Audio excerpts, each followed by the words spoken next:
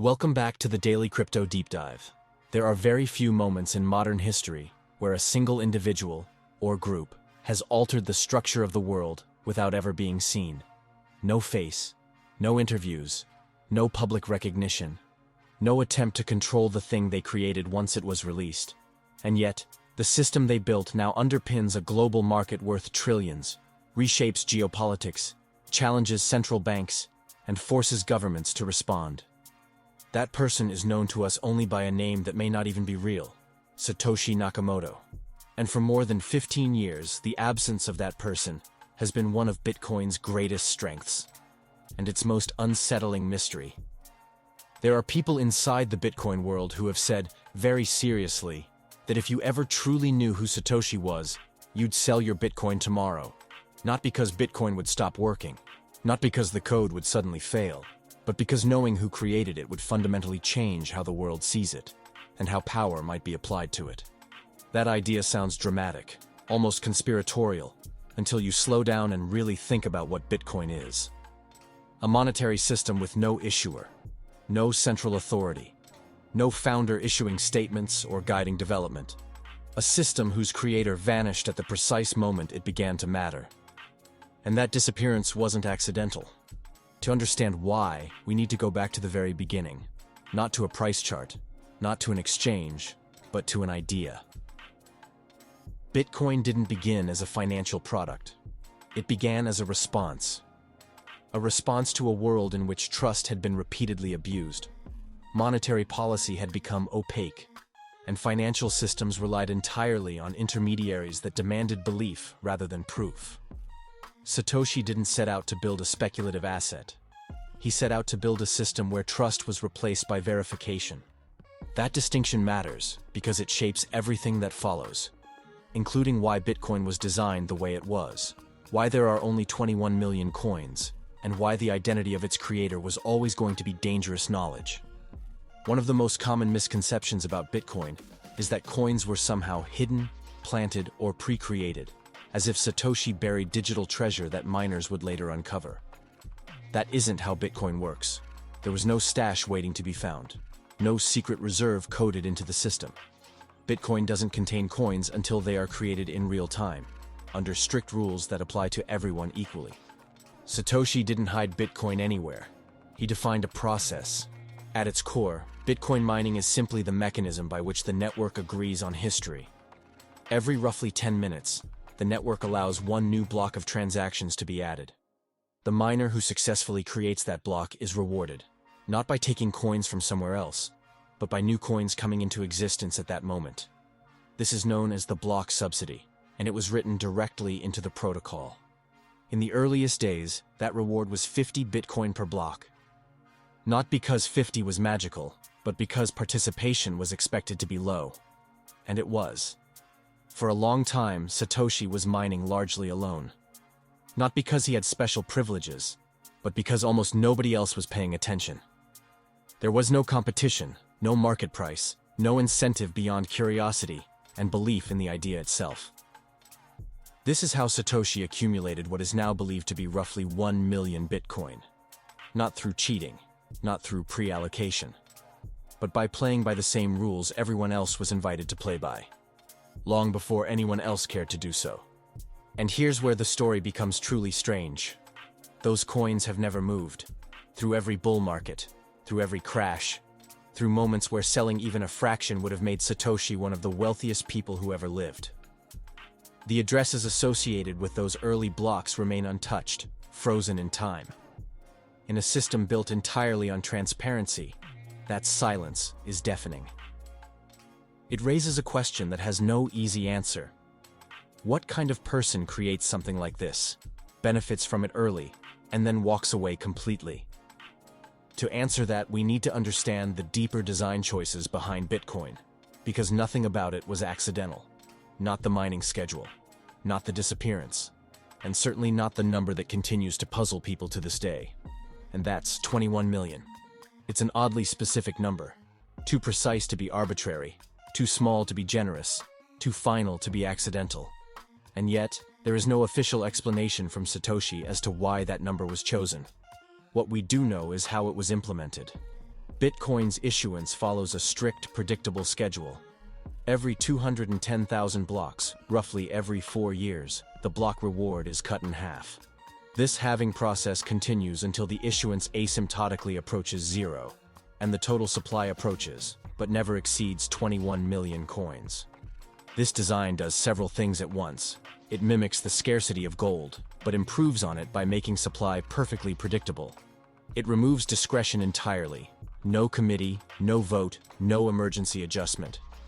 And it introduces a concept that had never existed in money before: absolute, provable scarcity enforced by code. But still the question remains, why 21 million? One explanation lies not in symbolism, but in mathematics. Each Bitcoin can be divided into 100 million units, known as Satoshis. That creates a total of roughly 2.1 quadrillion units. A number large enough to support global usage while preserving scarcity at the base layer. Another explanation lies in time. The halving schedule aligns with human planning horizons, forcing the system to mature gradually rather than flooding the market early. And then there's the psychological aspect. 21 million is small enough to be comprehensible. You can picture it. You can understand what it means to own a fraction of something that limited. Satoshi didn't need 1 billion coins to make Bitcoin work. He needed certainty. He needed finality. Because in a system without trust, predictability is everything. As Bitcoin grew, Satoshi gradually stepped back. Fewer messages, less involvement. Eventually, nothing at all. And when he disappeared, something remarkable happened. Bitcoin didn't weaken, it strengthened. There was no founder to appeal to, no leader to pressure, no authority to capture. The system became what it was always meant to be: autonomous. And this is where the mystery deepens, because Satoshi didn't just leave. He left at exactly the right time. Too early, and the project might have failed. Too late, and he might have become indispensable. Instead, he vanished when Bitcoin could survive on its own. That timing alone tells us something about the kind of mind behind it. But there's another layer to this story, one that makes some people deeply uncomfortable. Because if Satoshi were revealed tomorrow, the question wouldn't just be, who is he? It would be, what does that knowledge unlock? And that's where those warnings come in. The idea that knowing who Satoshi is could make you sell. Not because Bitcoin would suddenly be broken, but because power would suddenly have a target. And that's what we're going to explore next.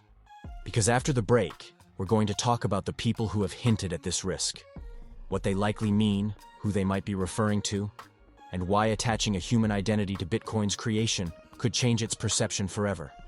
We'll walk through the most credible candidates, not as names on a list, but as real people with real histories. And by the end, we're going to put a stake in the ground and say, if we had to choose today, who we believe Satoshi most likely was. And why. That's coming next. The wait is over. Dive into Audible's most anticipated collection, The Best of 2025, featuring top audiobooks, podcasts, and originals across all genres. Our editors have carefully curated this year's must-listens, from brilliant hidden gems to the buzziest new releases. Every title in this collection has earned its spot. This is your go-to for the absolute best in 2025 audio entertainment. Whether you love thrillers, romance, or nonfiction, your next favorite listen awaits. Discover why there's more to imagine when you listen at audible.com/bestoftheyear.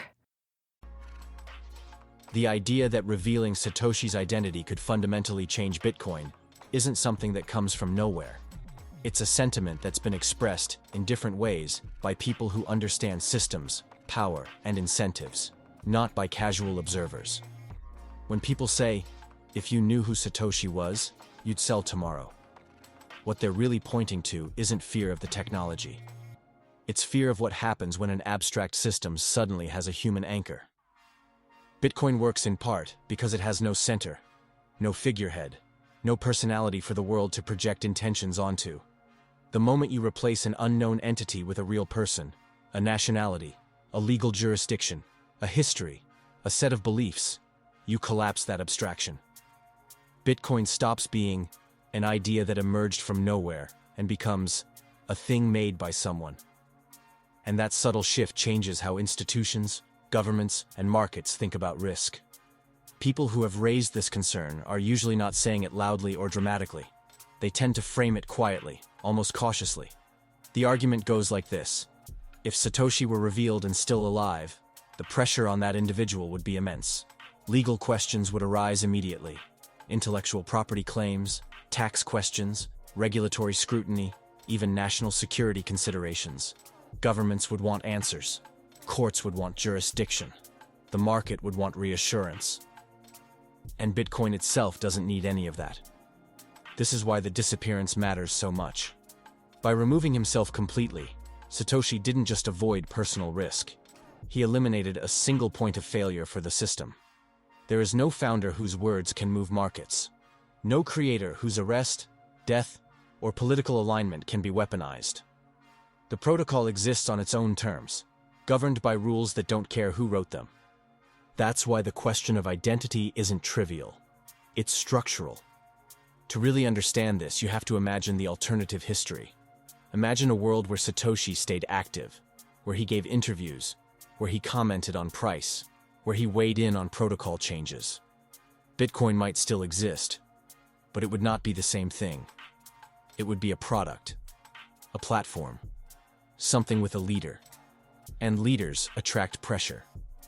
Instead, Bitcoin became something else entirely. A system without permission, a network without ownership, a monetary experiment that outgrew its creator by design. Which brings us to the people themselves. Because while Satoshi may be unknown, the pool of individuals capable of creating Bitcoin is not infinite. This wasn't something that could have been built by accident or by someone casually experimenting. It required deep knowledge of cryptography, distributed systems, economics, and, just as importantly, a particular philosophical mindset. The first person we need to talk about is Hal Finney. Hal Finney wasn't just an early Bitcoiner. He was there at the very beginning. He received the first ever Bitcoin transaction from Satoshi. He contributed code. He communicated directly with Satoshi in the early days. And long before Bitcoin, he was deeply embedded in the cypherpunk movement, a group of technologists who believed privacy, cryptography, and decentralization were essential to individual freedom. Finney understood proof of work. He understood digital scarcity. He understood the dangers of centralized money. And perhaps most tellingly, he understood restraint. Later in his life, Finney was diagnosed with ALS, a degenerative disease that gradually took away his ability to move and speak. As his condition progressed, his online presence faded. He eventually died in 2014. Throughout all of this, the early Bitcoin addresses associated with Satoshi remained untouched. If you were trying to write a fictional story about the creation of Bitcoin, you'd struggle to design a character whose life aligned more cleanly with the disappearance of Satoshi. Someone brilliant enough to build it. Philosophically aligned with its goals. Present at the beginning. And then, gradually, physically unable to continue. This doesn't prove anything, but it matters. Then there's Nick Szabo. Long before Bitcoin existed, he wrote extensively about decentralized digital money. He proposed a system called BitGold, a design that included proof of work, time-stamped chains, and scarcity enforced by computation. Many of the core ideas behind Bitcoin appear, almost fully formed, in his earlier writings. To this day, people who study both systems side by side see Bitcoin less as a radical departure and more as an implementation. He has consistently denied being Satoshi, and there are reasons to believe him. Writing style analysis, coding habits, and personal timelines don't align perfectly. But influence doesn't require identity. It's entirely plausible that Bitcoin emerged from a shared intellectual environment, shaped by people like Szabo, Finney, Adam Back, and others who were all wrestling with the same problems at the same time. This is where the group theory comes in. The idea that Satoshi may not have been a single individual at all, but a small collective operating under one name. That theory explains the breadth of expertise. It explains the discipline. It explains the clean handoff. But it also introduces new questions. Groups are harder to keep silent. Secrets leak. Egos emerge. And yet, 15 years later, the silence remains intact. Which brings us back to motive. Why disappear at all? Because disappearing wasn't an act of fear, it was an act of foresight. Satoshi understood that systems outlast people, but people can compromise systems. By removing himself completely, he ensured that Bitcoin would be judged on what it does, not who made it. No appeals to authority, no founder's privileges, no mythology reinforced by presence. And this is where the tension in the story becomes unavoidable. Because the more you understand Bitcoin's design, the clearer it becomes that anonymity wasn't a side effect. It was part of the architecture. We're now at the point in the story where we understand how Bitcoin works, why its supply is fixed, why its creator vanished, and why revealing that identity could matter far more than people assume. After the break, we're going to push further into the uncomfortable questions. We're going to talk directly about the warnings that you'd sell tomorrow, what those people are really afraid of, and who they might be referring to when they say it. We're going to examine what would actually happen if Satoshi were revealed, whether alive or dead, and whether Bitcoin would be stronger or weaker as a result. And finally, we're going to do what most discussions avoid. We're going to put a name on it, not as a claim of certainty, but as a reasoned judgment. If we had to choose today, based on everything we know, we're going to say who we think Satoshi most likely was, and why. When people inside the Bitcoin world say that revealing Satoshi's identity could make you sell tomorrow, they're not making a market prediction. They're making a statement about power.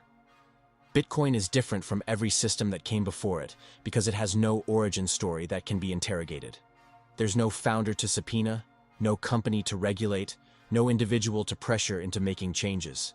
The system stands on code, consensus, and nothing else. That absence isn't a weakness, it's the shield.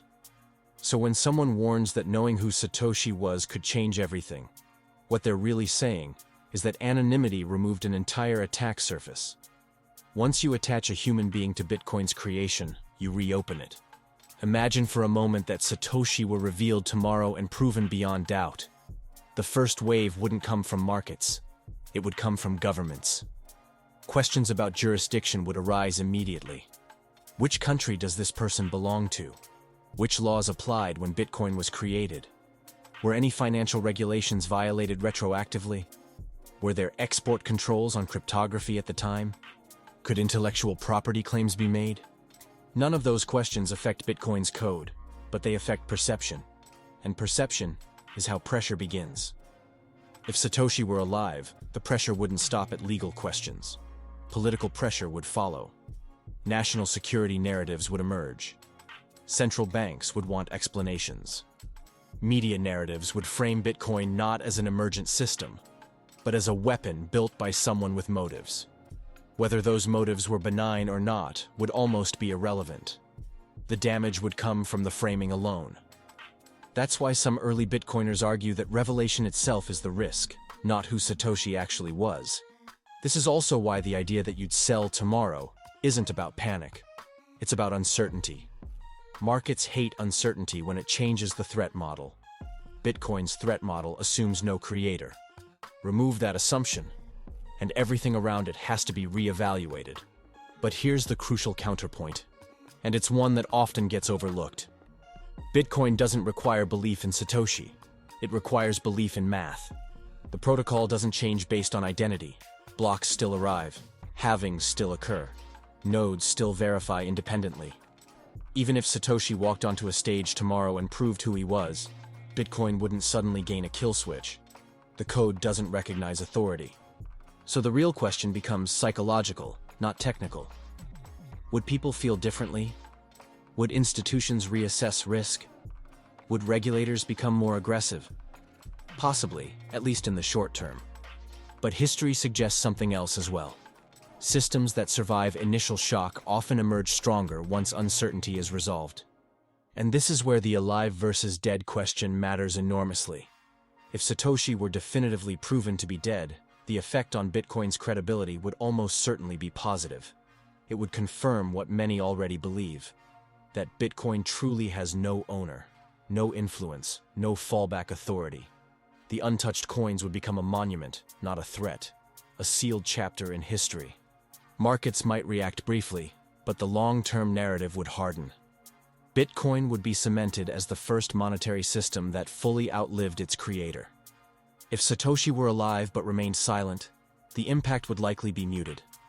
The mystery would lose some of its power, but the system itself would remain unchanged. Over time, the identity would matter less than the reality that even revelation failed to disrupt the network. The most volatile scenario is the third one, Satoshi alive and active. In that case, short-term chaos would be almost guaranteed. Media frenzy, legal pressure, market volatility, endless speculation about intent. Every word scrutinized, every silence interpreted. Bitcoin would be dragged into human drama in a way it has largely avoided. But even then, the deeper truth remains. Bitcoin doesn't obey people, it obeys rules. And once volatility subsided, the system would still be there block by block and unchanged. This brings us back to the candidates, and to the judgment call. If you step back from speculation and look only at behavior, values, timing, and silence, one figure stands out more than any other. Hal Finney. Not because he fits a conspiracy, but because he fits the pattern. He had the technical ability. He had the philosophical alignment. He was present at the beginning. He communicated directly with Satoshi. He contributed without seeking control. And as his health declined, the disappearance of Satoshi aligns almost perfectly with his withdrawal from public life. Most importantly, Finney embodied the ethos Bitcoin represents. He believed in systems that empowered individuals without needing authority. He believed in cryptography as a tool for freedom, not profit. And he had no incentive, financial or otherwise, to ever reveal himself, even if he were Satoshi. Nick Szabo remains an essential part of the story, not necessarily as Satoshi, but as intellectual foundation. BitGold wasn't Bitcoin, but Bitcoin would be hard to imagine without it. Szabo helped define the problem space that Bitcoin ultimately solved. Whether or not he was directly involved, his influence is undeniable. And that may be the final irony of the Satoshi mystery. Bitcoin didn't emerge from one mind in isolation. It emerged from an environment, a convergence of ideas, values, and frustrations, shared by a small group of people who saw the same flaw in the world and wanted to fix it. Satoshi may have been one person, or several, but the system was designed to ensure that it wouldn't matter. So, if we had to choose today, not with certainty, not with proof, but with reason, the most credible answer remains Hal Finney. Not because the mystery demands resolution, but because the story makes sense that way. The silence makes sense. The restraint makes sense. The disappearance makes sense. And yet, the deeper truth is this. Bitcoin doesn't need us to know. Its strength comes from the fact that it doesn't ask for trust, belief, or loyalty to a founder. It asks only that you verify, that you run the code, that you participate if you choose, and walk away if you don't. In a world obsessed with personalities, Bitcoin did something radical. It removed the person entirely. And that may be its greatest achievement. As always, drop your thoughts in the comments, hit like, follow the show, and we will see you at the top.